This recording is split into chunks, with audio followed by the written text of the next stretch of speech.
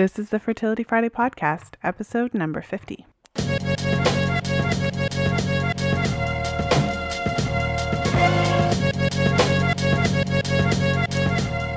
Welcome to the 50th episode of the Fertility Friday podcast. Thank you for joining me today. I'm Lisa from fertilityfriday.com, and this is your source for information about the fertility awareness method and all things fertility. If you've been enjoying the show, I would love it if you would take a moment and leave a review and a rating on iTunes. It helps the show to move up in rankings so that more people can find it. And I'd like to say a special thank you to everyone who has already stopped by and left a review on iTunes. I read all of the reviews and I appreciate you taking the time to let me know how I'm doing. And if you enjoyed today's episode, please stop by the show notes page and leave a comment. You'll find all the episodes at fertilityfriday.com/podcast, and you can find me on Facebook at facebook.com/fertilityfridays with an S, and on Twitter at fertilefriday. And as many of you know, I've created the Fertility Friday Facebook group, which is a Facebook group to help women learn about fertility awareness and provide support with respect to the fertility awareness method. So just go to fertilityfriday.com/community and you'll be redirected to the group. So I'm very happy to welcome today's guests, Donna, Zubrod, and Diane MacDonald, to the show. This is my first show with two guests, so I'm really excited to have both of you here today. Donna is a nationally certified and North Carolina state Correct. licensed massage and bodywork therapist. She is a certified practitioner with advanced training in preconception wellness, fertility enhancement, and pregnancy of the Arvigo techniques of Maya abdominal therapy. And she has numerous certifications, including a certification in Mercier therapy and various massage techniques, including pregnancy massage, fertility, and both pre and perinatal massage. And Diane is a registered nurse with over 30 years in the field of nursing. She has her master's degree in nursing and is a former family nurse practitioner. She has worked extensively in mainstream and alternative healthcare, and she's been an Arvigo practitioner for 15 years, integrating this modality into her practice. And she teaches all levels, including hands-on health, self-care, and professional training, and she has taught workshops in England, Australia, Belize, throughout the States. So she's been very busy. And her practice focuses on the Arvigo techniques as well as health and wellness support, herbology, Reiki, reflexology, and much more. Also, together, Donna and Diane edited the recently released book, Journeys in Healing, Inspiring Experiences of Arvigo Practitioners and Their Clients. And this book was published last October by the Arvigo Institute, and it's a compilation of over 30 clinical case studies authored by various Arvigo therapy practitioners from around the world. So it's a really powerful book. The case studies featured in this book demonstrate the profound healing that Arvigo therapy can offer. And it also covers a wide variety of reproductive and digestive conditions, so not just fertility-related issues. So we'll be talking about the book today, discussing the inspiration behind it, and also the implications that this work has, not only for women who are struggling with fertility issues, but also health issues in general. So without further ado, welcome to the show, Donna and Diane. Thank you, Lisa. We're happy. I'm very pleased to be here. So thank you very much, and welcome to Malcolm. Yes, you might hear my son in the background. I just had a baby, and he came 2 weeks early, so he decided to join us on the interview today. So I am happy to... I'm happy to be here too. So we'll have to make sure that both of you have a chance to speak. I thought I would give each of you the opportunity to introduce yourselves. So maybe we could start with Diane. So maybe you could introduce yourself and talk a little bit about the work that you do with the Arvigo Institute as the executive director.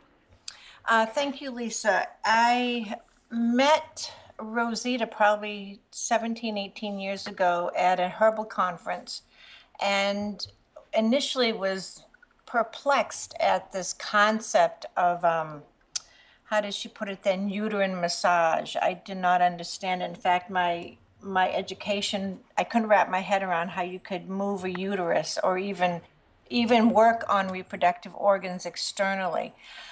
To make a long story short, I went to a self-care class that she had to offer, and much to my amazement, within 3 months, my history of painful menstruation was gone. And I couldn't believe it had anything to do specifically with the techniques, but when I stopped doing the massage, all of my symptoms returned. I then became very interested, went on to study extensively with her, and that relationship grew over time, that the program needed someone who could help to promote it, help to develop core curriculum, and help her to bring the work into more mainstream. So over the course of time, that has been my role, primarily with my husband. My niece Melinda is our office manager. We ran the business, the Institute, really out of our home up until 3.5 years ago. So it's been a grassroots effort that's grown, but it's also been grown through passion, wisdom, and a sense of my commitment that my children need to have this information and not get lost like it almost was years ago. So looking in terms of institute or organizational development, one of my previous jobs, I was an administrator at a hospital. So I was well versed in developing policies, procedures, standards, and all that goes along with being an admin person. And just took some of those skills and started applying it to what does it take to be a CE, continuing education developer? How do we start looking at venue sites for our workshops? How do we encourage and develop teachers within our program? So that just took on a natural course of its energy, again, with help from other people. I could never do this by myself. And Rosita's strong support over the years. So that's the long story short. And having people like Donna and other key people who have bring their skills to the table also is an immense assistance to all of us to, again, continue to bring this work forward. If not, we're going to lose it, and that's not what the intent is. Well, I definitely want to talk about the role that you play in bringing the education piece of it to the world. But perhaps, Donna, you could tell the listeners a little bit about your background and the work that you do. So my life journey has taken some very interesting twists and turns. Much earlier in my life, when I finished college, I spent several years doing postgraduate research in astronomy and physics. And that led to a 30-year stint in corporate sales and marketing. I know that was a real leap of faith about how that happened. And then I finally figured out what I wanted to be when I grew up, and that was to be a healer. But all the skills and the insights and the perspectives that I gained from my earlier careers really set me up for a very interesting and very rewarding career as a bodywork therapist, healer, and birth doula and educator. So I bring a unique. I look at the body very spatially. I look at what's happening from physics and mechanics and interrelationships of the tissues and the role that gravity plays and when things get stuck and aren't moving properly. So I was very, very much drawn to this work. When I did get my diploma in massage therapy, I wanted to be the kind of massage therapist that really helped to fix people. And so I was looking for my continuing education. I was looking for a niche. I was looking for something really that I could really sink my teeth into. And it became the area of women's wellness. And it started with a fertility massage class. And somebody had asked the question, does the work that you do help to move the uterus? And I'm like, move the uterus? Why would you want to move the uterus? And I just got very interested in all that. And I had it in the back of my mind, because at that time that instructor did say that it was the Arvigo techniques of my abdominal therapy that could help accomplish that kind of work. So that was on my mind. And when a couple of years as a massage therapist, I took the self-care class. And then I followed it up with the professional training, and I haven't looked back.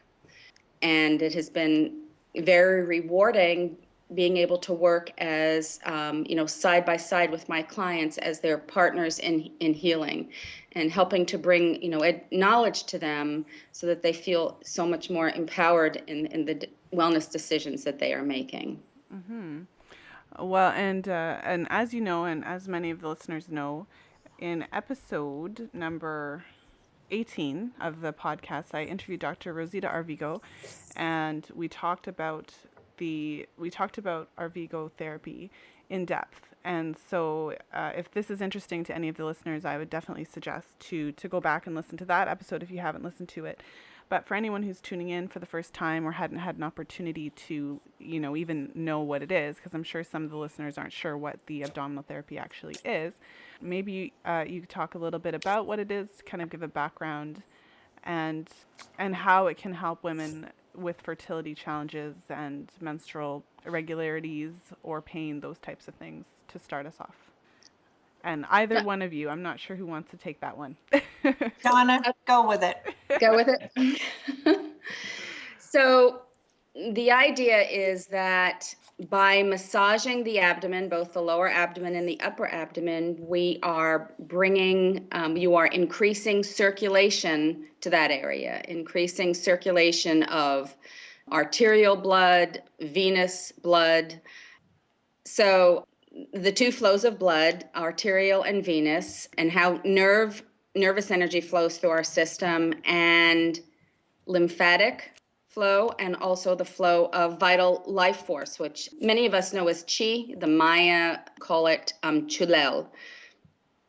And the way that I discuss it and teach it is, it's like you're increasing circulation, so you're getting good stuff in and you're getting the bad stuff out.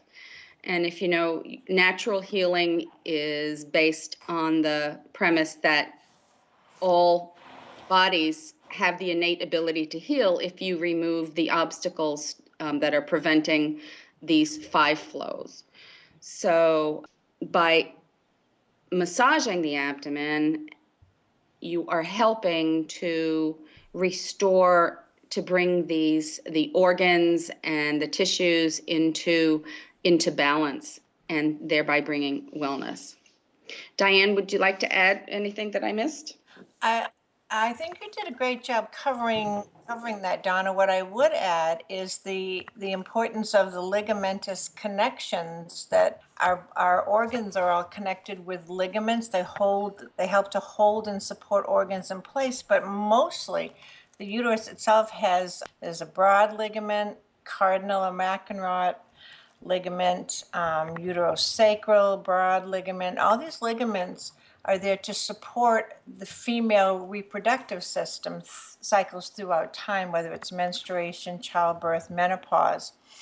And the image that is, I think, very helpful for people to grasp is that little uterus that weighs about 4 ounces is held in place by all these ligaments. And when there's been injury, trauma, or any kind of surgery or whatever, can impede the uterine position, therefore impeding circulation and healthy blood flow to that organ. And when we help to correct uterine position or bring it back into its more optimal center, then all the other systems work better. So therefore our organs are healthier. I mean, you talk about the uterus, but the liver has a ligament. The male prostate has a ligament, not as much as women does, but they have a little ligament. All of our digestive organs have small ligamentous fascial connections as well. So we're looking at just general good organ support, alignment, optimal position, and functioning. I think one of the things that intrigues me about Arvigo therapy, and just exactly how the two of you described it, is how it's a non-invasive type of therapy, but it has such profound effects, and it's such a simple concept in a way to think, okay, if we have everything aligned properly and if we improve circulation, that helps the whole system function better. But obviously it's something that is missed. So I wanted to talk about the book. What struck me about Journeys of Healing was within, as I talked about in the introduction, it's a compilation of stories. So our various Arvigo practitioners have, contributed stories of their work with clients and successful healing. But what struck me was how many different situations that were covered in the book. So it's really not limited to, say, fertility only or menstrual issues only. There was so many interesting examples with respect to digestion and, all kinds of different things. So perhaps you could talk a little bit about the project, what inspired it, and why you felt that it was important to get these stories out into the world. Well, I'll start that one because it was really Donna's idea. So, well, I'll be her champion. We, as a growing organization and in healthcare, health and wellness, there are practitioners, healers, the general public who keep asking, where are your double-blind studies? How do you know this work works? Now, my background in nursing, I've done research, and I have a relatively small and limited knowledge, thankfully, of the research process. And you can't, trying to find the right variables to study in a research project would be nearly impossible to do with this type of healing work. And it was Donna's idea that said, look, forget about the research. No one can refute a story. And she was absolutely right. I have my experience, our clients have theirs. We walk with our clients together, and we all collectively have unique stories and experiences that our clients have seen and that we've shared with them. We've walked through their journey with them. And as soon as Donna brought it up, in fact, it was at one of our conventions in 2013. We have a biannual convention in Mexico of practitioners, and Donna pitched the idea to myself and Rosita and a few other people, and it was, yes, rally around the flag, let's get this going. Well, like anything else in an organization, everyone's ready to get it going, but you need a champion to take the reins on. And I said to Donna, I'm happy to do whatever you want, but you have got to take the lead here, my friend. And she did. And when you give Donna a job, she does it to the nth degree, trust me. She came up to New Hampshire in February after we had sent out, I don't know, countless of emails. And as the project unfolded, some people sent in wonderful stories, others couldn't figure anything out. So to make a long story short, she came up here one winter in 2014 for 10 days. We hammered out all these stories, we edited them, we met with our layout people, and voila. That's how it happened. And it was just a remarkable experience, and I couldn't have done it without the support of the Arvigo Institute and Diane and Stephen and Rosita and all the practitioners that hail from a variety of professions. When we going through the Arvigo professional training, we study the various systems of the body, and we learn about potential benefits that by doing this work, certain symptoms can be alleviated, certain conditions can be helped, and there's a list on the Arvigo website of the benefits. How things that can improve in the reproductive system, things for women and for men, things that can improve with digestion. And so in approaching this book, I went through and made a list and said, okay, each one of these, we're going to reach out to the practitioner community and find out who's had experience with these specific pathologies, symptoms, what have you, and those became the chapters of the book. Really wanted to convey the broad impact that this can have on wellness, that you're not just looking just at a reproductive system or at a digestive system, that you're looking at the body more as a whole. And I also wanted to convey that that our community of practitioners, the variety of professions that they come from, It's not just massage therapists, it's nurses. We do have some doctors. We have naturopaths. We have, who am I missing here? Acupuncturists, Midwives. midwives, physical therapists, chiropractors.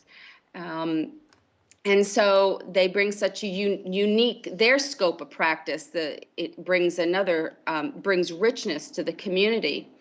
And also wanted to there's this wonderful golden thread that runs throughout the book, because it's not just the practitioners discussing the experience, it's the clients presenting their experience, the practitioners doing an assessment, and then the client giving the perspective, of how the treatment went.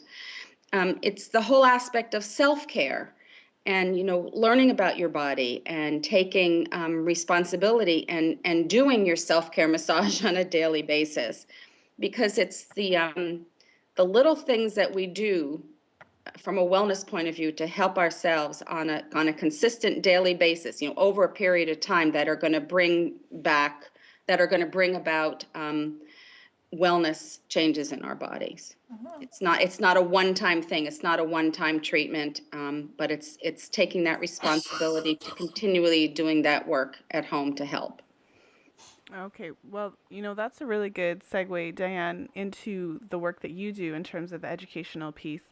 Maybe you could talk a little bit about the philosophy behind the work that you do, because I know in the introduction I mentioned that you're intricately involved in training practitioners throughout the world. And Donna, you mentioned a self-care piece. So in addition to, learning and, going to a person who is trained in the Arvigo techniques of abdominal therapy, you also learn to conduct the massage on yourself, and how that's an important part of it. So maybe you could talk a little bit about the education philosophy.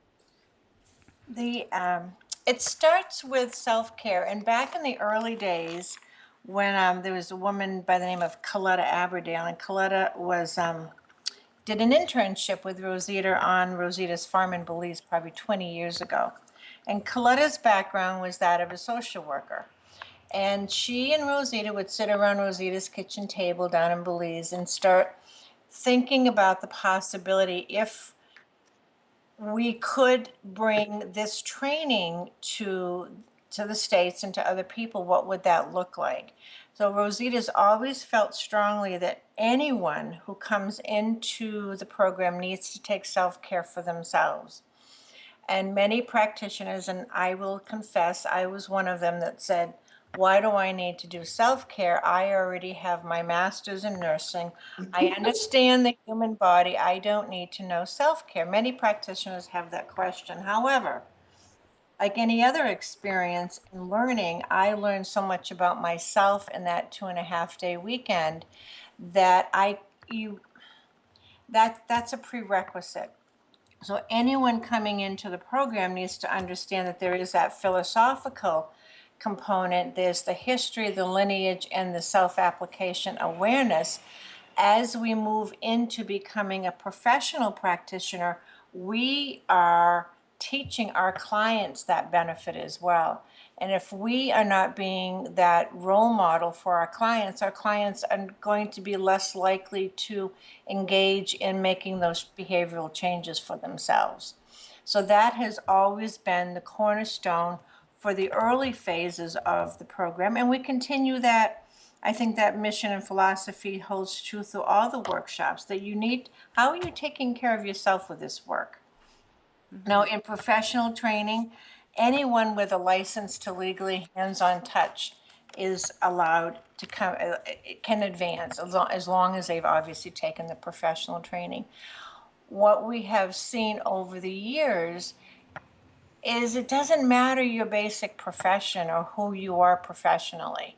This professional component, the guidelines itself for applying the techniques, which are anterior and posterior, can be fit into any practitioner's repertoire of techniques, whether you're a midwife or a massage therapist or a naturopath or a nurse, whatever, you can fit that in there, and it works nice. It works very well. And as we started looking at bringing trainings around the world, we realized that countries don't license practitioners the way that we do here in America. England has maybe 150, 100 hours of massage training. We require 200 hours, a basic minimum. And those practitioners, say in the UK, who want to come in, then they need to take an anatomy and physiology course to bring them up to 200. There's that basic standard. And there, and we teach mostly the body work in the professional training. And then there's the certification where the body work is reviewed, and Rosita and other advanced teachers are now adding additional more bodywork techniques, case study review. So there's more in-depth study of the body and how these applications are applicable from many different practitioners' experiences, of course. So we've always held to the belief, I guess that's a word, belief, philosophy, ideal, whatever word you want to use it, that healing begins with the self. And you can see that with the practitioners who continue to study with us, is that they've done their work, they've done their healing journey, they continue to do their self-care on a regular basis, and they're attracting clients, and they have very full practices, and their quest for more knowledge is evident in that they show up at all of our trainings. Okay. And the self-care component is it involves doing kind of self massage, so self-therapy. Exactly. And so I know a lot of the listeners of the podcast are women somewhere on their own fertility journey, but I think many of the listeners as well are, certified in their own professions. And so for somebody who is listening and thinks, I could really benefit from incorporating Arvigo therapy into my practice, maybe you could just briefly touch on who would be a good candidate to learn this and to actually take the training. Can I just interrupt for one thing? Diane mentioned it, I think brief, but I really wanted to stress that the self-care training can be taken by everybody. You don't need to be a licensed professional to take it. And I just taught a class over the weekend, and by far the 80% of the class were people that were interested in learning more about self-care. And only 20% of the class, had the licenses to go on to training. So this work is very accessible to everybody that wants to learn how to integrate some of this into their lives. I just wanted to add that point. That's a good point, Donna. And I think in my experience, what I'm seeing is when practitioners haven't been exposed to this work, they'll call us here at the office, and I will suggest that maybe you go get a treatment first if there's not a self-care class coming in your area. We have practitioners in many parts of this country, Canada, and the world. If you're curious about it and don't have a class coming up near you, go find a practitioner. And that is that gives them the skills almost immediately to start doing some of the self-care techniques for themselves. Then that really inspires their quest for further knowledge. They'll seek out a self-care massage because now they want to be able to bring it into their practice. So that seems to be a good way to, and I guess, inspire people to, what is this all about? Mm-hmm. So seeing a practitioner is one way. Hosting a self-care class in your area, that's another opportunity in the early days before we had so many teachers, I did a lot of teaching and traveling just to help the teachers to be able to start teaching, to promote some awareness in their area. And now I don't have to travel that much because we have so many teachers out there teaching the self-care level. Mm-hmm. Yes, and that's around the world. Mm-hmm. It is. And so if someone does want to become an instructor themselves and incorporate it into their practice, who's a good candidate? What are the, you mentioned something about, it's available to practitioners who are doing some type of body work. So who is a good candidate for learning the therapy? So generally, our professional care classes, we have, I would say 80%, between 75 and 80% are massage therapists or body workers. And then we also have the midwives, nurses, nurse practitioners, physicians, acupuncturists, naturopathic doctors. There's a range of people and professions who then be able to advance to those more advanced level classes to be able to bring it to their clients. Okay. Well, and to switch gears a little bit, Donna, the work that you do is really interesting as a birth doula, and you have a wide variety of services that you offer with respect to massage therapy at women at different stages of their pregnancy, whether they're at the beginning stage or postpartum, infant massage, but as well women who are trying to get pregnant. You have fertility massage and obviously the Maya abdominal therapy. So all of these things working together. So for a woman who's listening and might be struggling with her own fertility issues, perhaps you could talk a little bit about your experience working with clients and the benefits of abdominal therapy, of Arvigo therapy, to enhance fertility and also to improve health in different ways that you've seen in your own practice? So I think it comes down to, the importance of preconception wellness and making and doing what you can to, step back, help your body do the things that you need to do to, I like the word detox, to, to to help clean out the area that you are going to be hosting your baby in. And this work can help that. Now, it is one piece.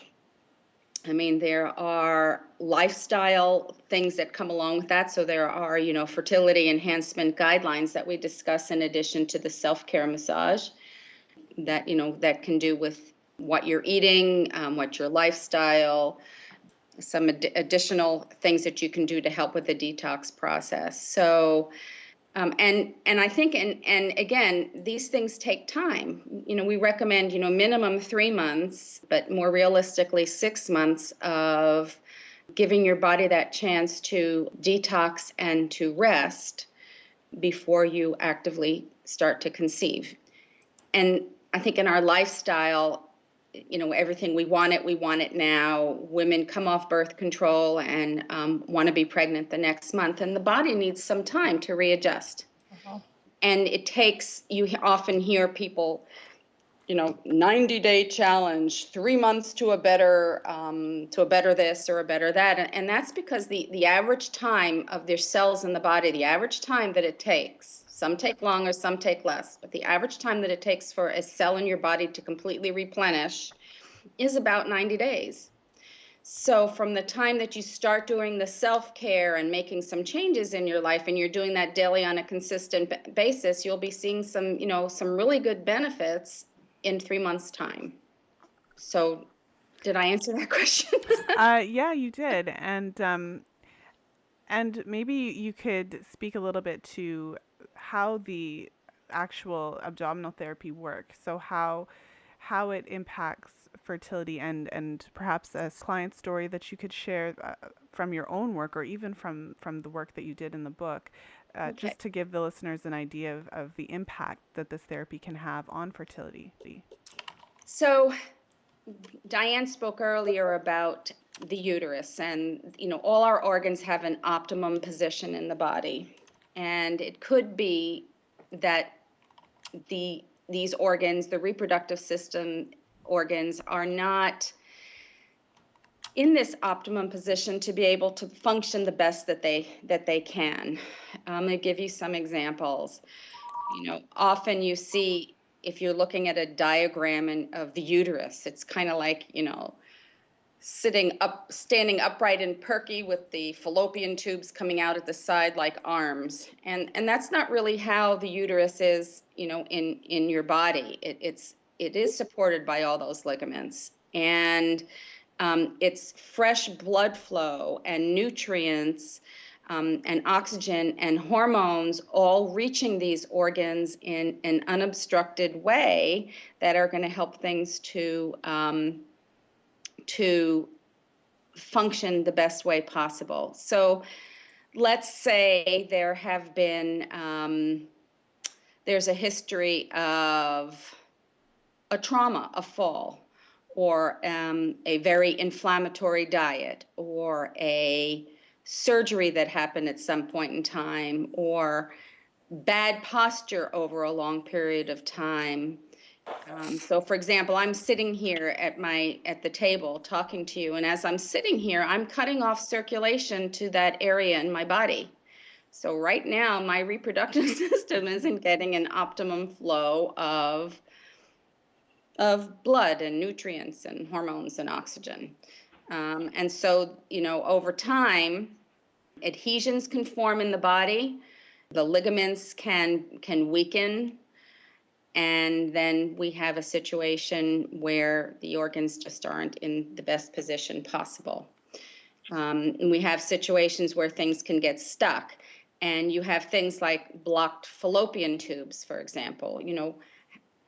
How is that happening in the body? Is there a blockage inside the tube, or is it that the fallopian tube, the whole reproductive system is so twisted and out of alignment from a variety of reasons that's why there is blockages in the fallopian tube. Does that make sense? Yeah, it does, because I think it's a good idea. The way you described it, it gives you a visual of your uterus. You don't really think about that a lot. No, um, we don't. We really, really don't. and it's so big. I love the concept is so simple, theoretically, that if everything is not aligned properly, it could be a physical blockage. It could just be that, a tube is not, it just needs to be adjusted in a certain Right. way. Right. And in medical terms, in our culture, a uterus that leans forward or back or sideways is considered a variation of normal and not a pathology. But if you look at the relationship of the organs, if a uterus is leaning too far forward, it's going to be putting pressure on the bladder. I mean, the bladder's there. If it's leaning too far backwards, it's going to be putting pressure on the colon. And you can look at the various symptoms that could arise as a result of this. Also, if you look at the menstrual cycle is a monthly shedding and cleaning of the uterine lining so that it can be healthy and replenished for the next cycle. If the uterus is in such a position that it is unable to completely empty itself, then you're going to have a buildup of toxins in the uterus. Well, yeah, I know when I did the interview with Dr. Rosita Arvigo, when she described the implications of this therapy and how many women benefit from it and how many women struggling with fertility challenges after a certain period of time, doing both the self-care aspect as well as seeing a practitioner, just the profound changes in their menstruation and their circulation and their digestive function and their fertility without medication. This, like I said, one of the aspects I really appreciate about this therapy is the non-invasive aspect. And I tend to have a philosophy of, well, if it doesn't hurt, increasing the circulation, that can only kind of be a good thing. And it's very common, that with often you say with natural healing that your symptoms can temporarily worsen before they get better. But we find that women that start this work, that their next period can often be quite heavy because it really is the body is really shedding. It now has the ability to get done what it's been trying to do. Which is so probably properly empty the contents. Right, exactly. And so it can be a heavier than normal period, maybe a little bit more cramping than normal. But then they find that after that one cycle that things improve. Well, Diane, I would like to ask you, I guess, a similar question in the work that you've been doing over the many years that you've been doing this work. And especially, as I had touched on, how the book really gets into the different implications or applications of my abdominal therapy. And the different conditions it could treat. Perhaps you could share an experience, a client experience, whether it's from the book or your own practice, that particularly kind of would illustrate for the listeners how profoundly this can impact a person's health. That's a big question. There's so many ways. I would also add, in terms of the physical component, which it illustrates, we as human beings are not just physical and matter, we're also emotional and spiritual in nature as well. And this work touches on those aspects as well. One of my very, very first clients comes to mind here, and she was a young woman, probably in her late 20s, and had been dealing with fibroids for a long time since her teenage years. And, at that time, there were no other practitioners in the state of New Hampshire, and there was not a lot of support. And I'm fresh out of the professional care training, not really knowing what in heaven's name am I doing, but I've got this woman coming to see me. Well, to make a long story short, over the course of probably 6 to 9 months, we'd worked fairly regularly. She did her self-care. She was applying a castor oil pack. She was doing her vaginal steams. Her diet was pristinely clear. And she was hoping to avoid any further surgery. She'd already had, I think, 2 surgeries to remove fibroids from her uterus. And at 28, she was married and they were hoping to start a family. And one of her follow-ups with her urogynecologist, they did some ultrasound studies and had still seen that the fibroid was impinging upon the bladder. So it was back to surgery. And, she was anxious about it. Of course, I was too. And, we really felt that we'd done a lot of work together.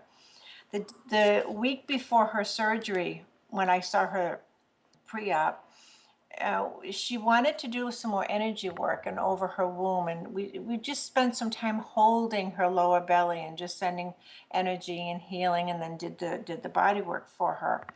Well, through the surgery, it was evident that the fibroid had gone through the uterine wall and was now attached to the bladder.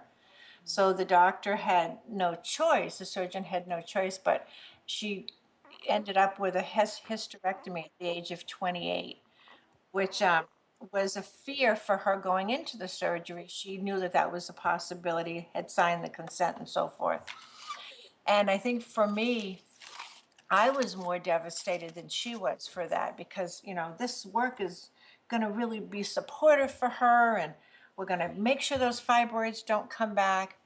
Well, she came back to see me about a month after her surgery. And she said, I think the most profound part of all of this is I don't have to spend all of my energy worried about my fibroid any longer. I can finish grad school. I can do what I want to do. And this work helped her to get to that realization that it was okay to say goodbye to that part of her.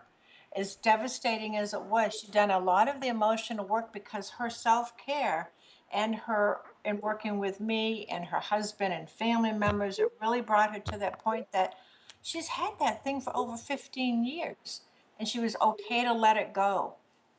So I think I cried more than she did, but it was a lesson learned that sometimes those outcomes are not what we think they're going to be, but how do we walk with someone to be able to bring them health and wellness and the ability to move forward. And the last I knew, her sister was going to be the surrogate for her children. And as far as I know, she has 2 children through a surrogacy with her sister. And as she said, I don't have to focus on that thing growing inside of me any longer. So, I just bring that to the forefront. Again, if we hadn't started working physically, I wouldn't have seen the emotional and the effect of the spiritual in this woman because it was so profound for her, so profound. And that's also in the Journeys in Healing book as well. Well, I think that example is really profound in that it shows that not only does it help with the physical aspect, but obviously there's situations where the physical aspect is beyond, right? Like Right, exactly, beyond Lisa. what can be, yeah. We, you know, we I think for myself anyway, I want all of my clients to embrace this 159% and then some. And some people can only get to a certain part in their healing, and that is okay. You know, I've learned in my 6th decade that that's okay, that I can still work with you. And 99% of the time, we have amazing successes across the board for anything. But on occasion, some people just don't get the success either they want or we want, and then it's how to support them. And I think through meditation, through we have a blue door and a uterine meditation. We help women to connect to that deep inside of them. And I also know one of our practitioners who's a teacher now. She was struggling with being in her early 40s and hadn't conceived. Well, after the self-care class, she said, you know, I never really wanted a baby. I just want to I want to get a dog and I want to become a teacher of this work. And it helped her to move beyond those fears and insecurities. So I think, yeah, it's a journey. That's all I can say. It's an amazing journey. You never know what you're going to get. Well, and I think one of the stories that I read in the book was, now I might not be quoting it exactly, but someone who was having digestive issues and struggled with constipation for years. And after several months of the Arvigo therapy, for the first time, they were actually experiencing relief from that. And so that's what I touched on at the beginning as well, that the implications go beyond just fertility, but also for overall health. So perhaps either Donna or Diane, you could touch a little bit on that, and how we talked about how it can improve circulation, how it can improve overall bodily function. I think that goes along the same lines. So there's the what Diane was talking about a lot was, the impacts of this work for, emotional and spiritual healing as well. And I do work with, women who have miscarried. I do see a lot of women who have had birth experiences that were traumatic to them. I find that you can take two different women and put them in an identical birth scenario, in a high intervention kind of scenario, and one woman it'll just roll off her back and everything was fine, I'm fine, the baby's fine, and another woman will be seriously traumatized by the situation and the not turning out exactly the way she was hoping or the way she was treated.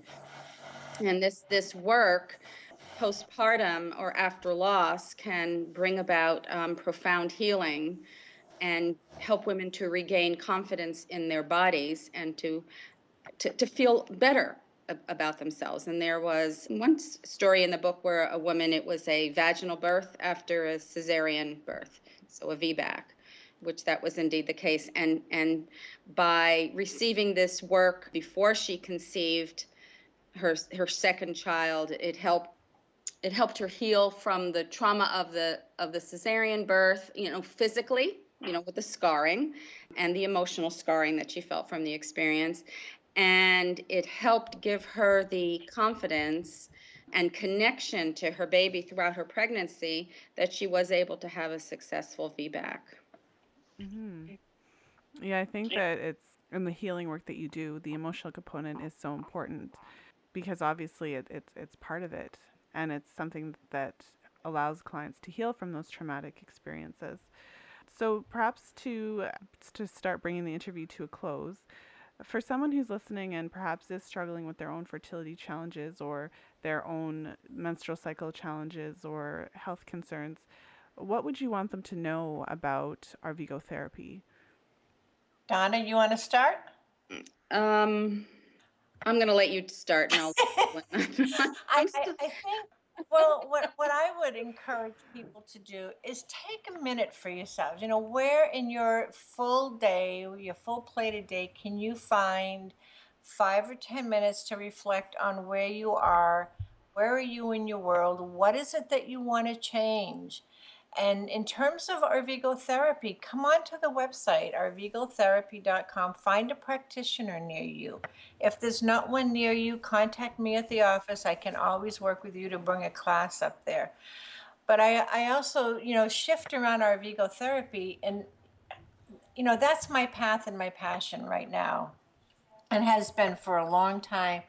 But I think as a person walking through the world, and my plate gets really full sometime, what do I need to do each day to slow down? How can I give myself the gift of 15, 20 minutes to maybe do a reading or a meditation or a walk in the woods? Those are also self-care practices that we tend to forget that are so accessible for us. How are we eating? Are we eating with gratitude, or are we getting neurotically concerned about, you know, paper and plastic and everything else? How are we able to walk gently through the world and bring that to our children and our families and our loved ones? And once you get that, I think once you get clarity on that, then yeah, grab Arvigo therapy. Find a therapist near you. Bring a class to your area, and really work. We can help you to become more connected, I guess is the word I'd like to use. It's just more connected with self, spirit, and others. And I always end we never put ourselves first when it comes to wellness. It's in our culture. And, I love that quote. I think it's Eleanor Brown that says, self-care is not selfish. You cannot serve from an empty vessel. Right. And, I always, at the end of my classes, we start off the class with a discussion of self-care and what you're doing to nourish yourself. And then at the end of class, we revisit again. And I think people can get overwhelmed because there's so many things that you can do for yourself. And I say, pick 3 things and really focus on them and doing them well. And your vessel will become full. Well said, Donna Zubrod. Well, and a few final questions to end the show then. So either of you or both of you can take them as you wish. What would you say is the biggest myth about fertility in general that you'd like to see corrected? I don't like the word infertility. I find it offensive because I think it labels women, labels their partner, and labels that there has to be a problem. I prefer the word, how can we enhance your fertility, or how can we enhance health and wellness? Rosita always says that a healthy uterus, healthy body comes first. The baby is the second prize. And it's a challenge, and I admit this to women who are in that journey of fertility, to be able to sit back and realize that your vessel needs to become really ready for this being. So I don't like the word infertility. I think there's too many labels that go with that. Let's call it embracing fertility, fertility enhancing, whatever nice word you want to put on it. I really like that because it is a journey, and because we all know that there are many women who have been, quote unquote, diagnosed with infertility that then go on to have an unexpected pregnancy later on, Right. who've been told that they can never have children. And obviously, there are women who have physical limitations and go on to create their families in different ways. Right. So there's a whole spectrum in there. And what I love about what you said is just that it really gives hope, it gives context, and it provides more of a continuum instead of just a diagnosis, like final. Exactly. And I think that it's also, slow down, don't, take some time, and have trust in your body. And, what steps can you take on your own to help yourself as opposed to looking to somebody else and say, fix me. Have faith in your body that it can do it, and what changes can you make yourself? And I think we could just go on ad infinitum. I think women are the ones who tend to be, our society looks at women as being the problem. Let's look at the couple together. And not that there's a problem, but how can we bring this couple together? I've worked with men who are really getting frustrated. My wife calls me because she's done ovulation and I have to go home and make love to her today. I'm getting anxious about that. All right, talk about, That sounds so sexy. Performance anxiety. God, literally, like, how can we bring this couple together to say, throw out your thermometers, go out and have fun for a month, just enjoy walking in the park together, you're bringing this baby into the world with love. And let's not forget the man that is, being, you know, it's a big topic, Lisa. Absolutely. It's a huge topic. Well, two more questions. What would you say is the most important thing that a woman should know when she's trying to get pregnant? Oh, your life will change forever when that baby comes. And I tell my clients that the minute you start thinking that you want to have a baby, you're already forming the foundation to be a mother. So start thinking of yourself as a mother even before you conceive. So what are ways that you're going to nurture you and nurture your baby, and start thinking about that now, not when the baby arrives. And also that birthing is not just a mental process. It is emotional, spiritual, and physical. And to take, again, we're back to that preparing your body physically, emotionally, and spiritually for that birthing experience, not just putting facts and figures and information in the head. It's a huge process. Yeah. Well, you are creating a tiny human after all. Right. Yeah, we are. Okay. And last question that I ask almost every guest. For a woman who's listening, perhaps she's currently on the pill, she doesn't want to get pregnant right now, but she is thinking about getting pregnant within the next couple of years. What advice, if any, would you give to her? Okay, so what's your time frame now? I think the pill is a wonderful form of birth control. I do, but then I forgot the name of the book, but it was a book, The Pill. It's got all this information about the birth control pill, the pros and the cons and everything.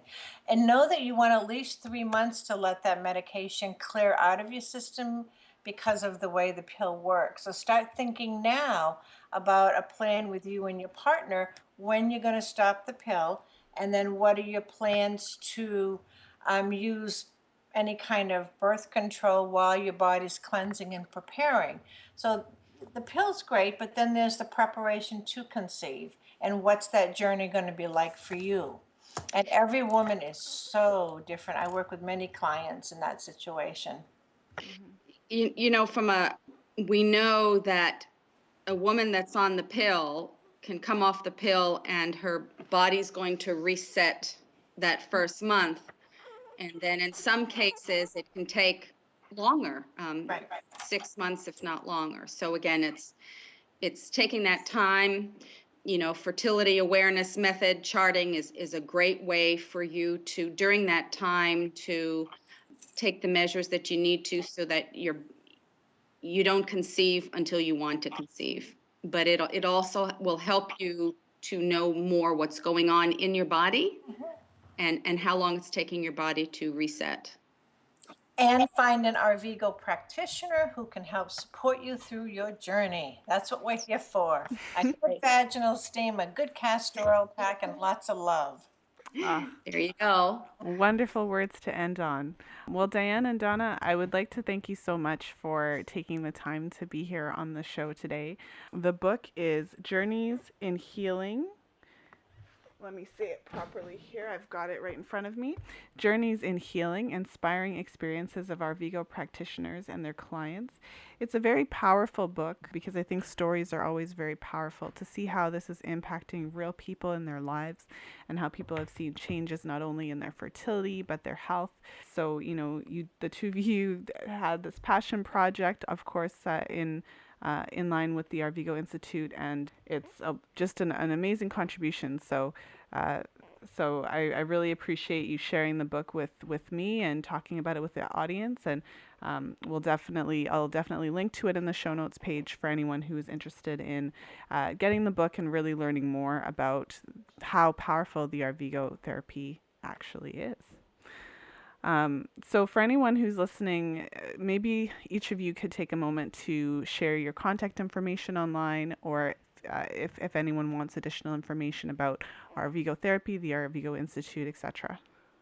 The best way to get a hold of myself, Diane, would be through the Arvigo Institute, and the office number it's a United States in New Hampshire, 603-588-2571, and the website is arvigotherapy.com. And my email is admin, ADMIN, at arvigotherapy.com. And I practice out of North Carolina, and my practice is called 7 Generations Massage and Birth.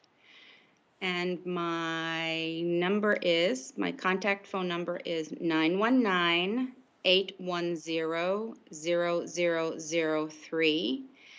And I can be reached if you go to my website, massageandbirth.com. You'll be able to reach me through a contact form. Okay, perfect. Well, thank you again for being here. It was really great talking to both of you and sharing this amazing information with the listeners. Thank you, Lisa, and congratulations again. Thank you, Lisa. Thank you. Thank you for listening. If you enjoyed today's show, please share it with a friend. I'd love to hear your thoughts on today's episode, so head over to the show notes page for today's show and let me know what you found most helpful from today's show. So you'll find the show notes page at fertilityfriday.com/50, so the number 50. And you can find me on Facebook at facebook.com/fertilityfridays with an S. You can find me on Twitter at fertilefriday. And if you enjoyed what you heard today and want to learn more about the fertility awareness method, head over and join the community. So fertilityfriday.com/community, and you'll be redirected to the Fertility Friday Fertility Awareness Facebook group. If you've been enjoying the podcast, please look for it on iTunes and leave a 5-star review so that more people can find it. I do appreciate all of you for taking the time to tune into the podcast and support the show. So whether you're on the go, if you're commuting to work, whatever you're doing, thank you for taking the time to listen to the show. And as always, until next time, be well and happy charting.